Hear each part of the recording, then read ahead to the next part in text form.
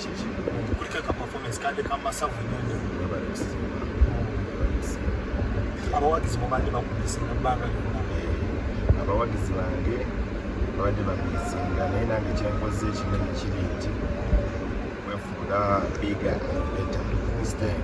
So sawa yonna era music agenda kuba droppinga tulina music omupyajja era bo bennyini bensavinga kuba bebanteekayo ate bebanzirayo ebiseera bisinga ffe tuba tumanyi nti omuyimbi bwalawo nga tapafominga nyimba ze azeeragira tosemu ku kaseera noga nti ani lyrics zibuzeemu bali baana bange enzaala bazaale so tosobola kwerabira mwana wo manyage afideye nakuwaabwa zakula so baana bange sosobola kwerabira so tosobola kwerabira luyimba kizibu abantu bakuwadde gundi bakwelukamize bulungi nnyo nga we baali bakwagala banga yes abantu bampadde welcome y'amaanyi nnyo mbadde sikisuubira naye y'amaanyi nnyo alhamdulillah nebaza Allah twali ku parliament nakulabakawo nga nawe ogenze ku nsonga oba oliawo ezirimu abayimbi gwe nga gwe personally ng'omuyimbi kikyalo kikututte nze ndi member wa federation era buli kikwata ku federation kikwata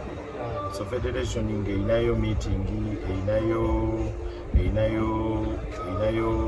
erinayo session yonna nina okuba part of it era nali part of meeting yali egoing on ensonga yaffe era still yakupulaliti era kugitambuza bwetutereeza kano kawaayiro kano katereeza kino kibeere nga kitegeerekeka nga kiri bwe kitegeerekeka bwekiti gwenga omuntu kikuaffectinze kityo kyokuba nti copyright ya Uganda teteredde bulungi n'okusaidia kyaffectinga because oyimbira emyaka mingi okufuna sente nyingi ebiseera ebisinga which is so bad ate n'ekirala kituleetera okuba nga tetusobola kompitinga bulungi nabannaffe bali kubanga olwokuba oluusi akasente kajja mu ngeri ya musoobasooba so kinayambako oba oluusi oliawo omuyimbi aba yayimba oluusi nga talina na sente zisobola mutwala mu ddwaliro naye ngaoluusi ate bwe tukibala mu ngeri ya copyright nga bweri omuntu asobola okwesasitaininga oluusi nga yina n'ennyimba bbiri zokka abantu ki abakuyambeko mu jjana eno gy'obaddemu oba oliawo kurikavalinga okomerawo ddala boti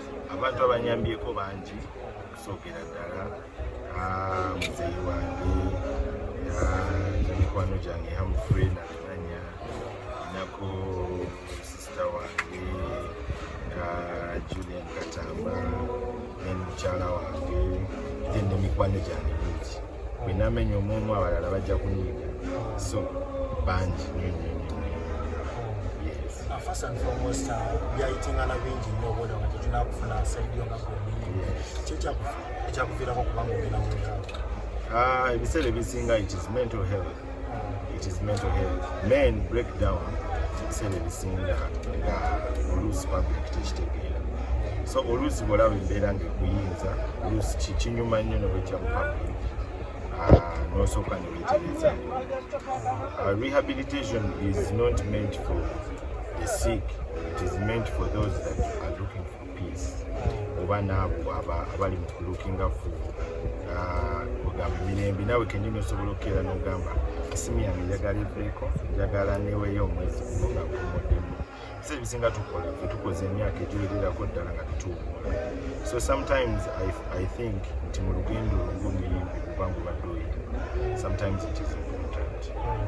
Bangi bali mu mbeera oba oliawo nga tulabanga bali mu depression balina engeri gye bayita mu life nga it's difficult to them naye tebalowooza nti basobola okugenda batya actually bategera muliraano ebiseera ebisinga nze kyendabanga ekizibu kyandibadde nti oluusi balakinga abantu abasobola okubadvisinga to make such it is not a wrong move ate ebiseera ebisinga nti kikuyamba nnyo n'okweresetinga kazibe goals and visions so ebiseera ebisinga engeri gye tukolerera ebiseera by'omu maaso kikuyambako okwetegeka nti buli omu yali agadde okutegekera ebiseera by'ebyomu maaso oba oliawo abaana oba oliawo akoze eki ekigenda okubatambuza bakiyita family wealth yes ebyo byonna okubeera nti akoze atya azimbye atya kutuula focusinga visualizinga yes omaze ebbanga ki nga tonakomawanira kuba tukola bukumya ofuli era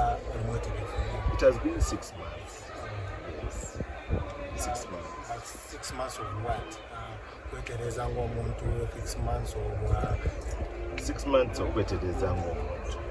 Yes, okwetereza ng'omuntu. Obadde oyagala ngetereze nga ki? Kwetereza ng'omuntu. Yes. Wagenze ne Mecca oba olyawo noba kubyosaba ogamba nti obulamu buli okadde osaba obulamu obupya bikiko ebyosinza okutunuulira mu lugendo olwo? Olugendo lwange olw'Emecca ebiseera ebisinga nkitwala nti the more you close to a higher power the more ebintu ebisinga gye bikoma okwanguyira. So kati nze ebiseera ebisinga bwe mbeera kumpi ne Katonda buli kimu kyennyanguyira. So nze era ebiseera ebisinga guno mulundi gwakubiri nga ngenda e Makka. So ogenda e Makka nsaba ebyo Allah byenkoze abinsonyiwe, nsaba ebyo byankoledde mwebaze era musaba ebyo byenjagala binkolere atwale maaso wamu n'abantu bange, famire yange ne mikwano gyange na buli omu anjagaliza ekirungi na buli omu then emikwano emibi aginteeka wala ekyo nakyo nga ekiri awo. So Allah nyambako okwetereza mu lugendo lwange. Wakumye omukyala wamusanze otya ndaba ne wano ku performance ozze naye? Mukyala wange she's my greatest supporter. So si buli lunaku nti atambula. So olunaku lumu luna obadde tutwala okubeera nti lunaku lubadde lunene gye tuli. So we had to all witness what is happening. Yes. Gaga boy ageeyo Uganda tegamusumbuwa nnyo otali awatali sekiriko. Ekyo kati kiri between her and them. Kati nze ekyange naye ekiri between me and her. Era nze mukyalo wange aba wange. Era nze mba sisobola nze sisuubiriza kyesirabe. Waliwo yangambye nti wakomyewo n'owagala ejjambiya ng'ogenda noonya ate kati mpa ku nnyumba ya Mungu buli kimu nakitaddewa Allah. Kimu nakimuteeredde buli kibadde kinkyalenjiga. Allah ajja kiyinza yajja kisobola. Wali toliwo bingi ebyayogerwa bakuritisizinga bagamba nti olw'embeera gye walimu obaolyawo okuya gyeteekamu. Buli omu waddembe okwogera buli kyayagala. Omanyi space weeri buli omu alina freedom eyogera buli kimu kyayagala. But what is the truth behind? N'ate oluusi abantu abamu aboogera bwe batyo nabo bambi babeera concerned gy'oli. Baba bakwagaliza, baba bakwagala. So oluusi nkitwala nti even if it is a negative criticism, it is still a positive. Nkitwala nti kiri positive. Nti oluusi omuntu afaako mu ngeri yonna. So sikitwala nnyo ng'ekiri awo ekinteeka wansi.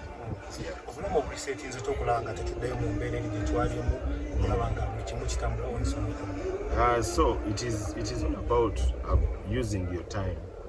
I've used my time quite well. Building myself mentally, nanze ng'omuntu. Designing goals ne visions noziteeka ku lupapula n'ogamba nti kino olina kijjako kino kyengoberera. Kati obeera ne program. Ebiseera ebisinga tubeera mu nsi nga tukola bukozi. Tukola busasula rent bw'ofisa wa kasente n'omala n'ogulayo akamotoka nga obeera mu disorganized environment. Naye oluusi kati okusinziira ku plan z'oba olina essaawa n'ekirala tukulidde ddala gwe nange tukuze kati essaawa eno yakulaba nti kyetuzzaako ba future y'abaana baffe ba future y'abantu baffe ebeera bright. Kati tetusobola kuddamu bw'oba oyise mu nsobi ekuyambako okwetereeza ate oluusi kirungi nnyo n'ogifeesinga nga tukyali kugina emyaka kubanga ku myaka ate gigenda mu maaso tekiba kyangu. So nze nkitwala nti time yange gikozesezza bulungi era ekimu kigenda tambula bulungi. Nzikiriza nti okugendayo kyali necessary naye ate era olinaku ebyo by'oluusize mu kaseera k'obadde. Yes, you lose a lot. Naye bw'obeera n'abantu ne support system ng'esobola protecting ebimu ku ebyo ekyo which is good. So nze abantu bange bagezezza protectinga kino nekiri era ebyonoonese si bye biri awo damages si ze nnyingi ate engeri gyekiri nti mu buli lugendo waliyo okusasula fees. So oluusi losses z'okukola ze zimu ku payment gy'osasula egenda okuteeka ku kuba etuufu. George, sooka okubeera nti nga nkulisayo yonna ebbanga gy'obadde. Ekibuuzo kyange kiri nti mu mbeera gy'obaddemu obadde owuliriziganya ne mamisu.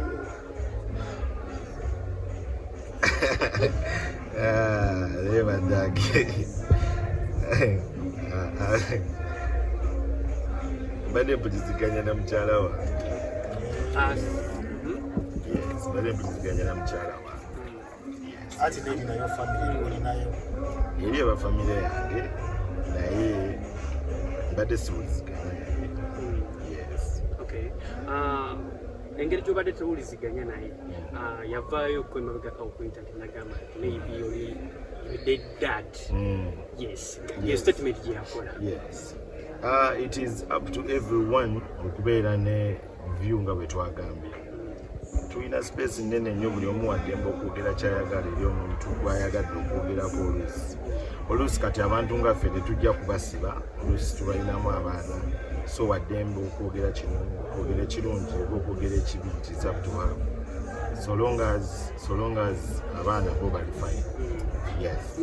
Nga y'omukyala yes abadde maybe ayita mu kusomezebwa kungi nnyo omuli challenges ez'enjawulo ng'okulabirira abaana because era statements ezimu zeyakola agamba nti munaye ebintu ebiri mu nnyumba oba osanga omuli agenda bitunda asobola okuba ng'alabirira abaana. Kati eyo ye story ate gye simanyi naye bwe naaba ngitegedde era njajja Grace. Yes. Nze ekibuuzo kyange sobola okubiriza abantu abatya okugenda mu rehab okufunamu akadde okuwummulamu then okukomawo okukola balina okukola. Yes. Buli omu yeetaaga okuwummulamu mu nsi eno. So oluusi fe abakola emisana n'ekiro twetaagira ddala akadde okuwummulamu. So sometimes rehabilitation is good. You can take yourself n'ogamba nti kampumulemu weeks 2, kampumulemu weeks 3, kampumulemu weeks 4 okusinziira gwe bw'oyagala ne goals zo zisettinga. So it is not something bad.